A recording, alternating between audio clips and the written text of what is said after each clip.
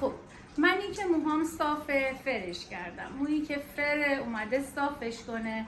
خودشون از دست بنده هاش واقعا نمیدونسته چی کار کنه، ما آرایشگرا را آفریده. موافقین؟ بله. موافقین؟ بریم صافش کنیم. خب اینم موهای فرفری که صافش کردیم. چطوره؟ خوبه؟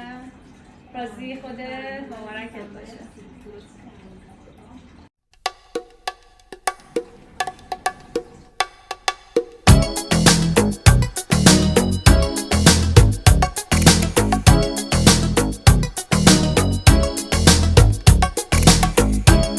¿Cómo fue que se da?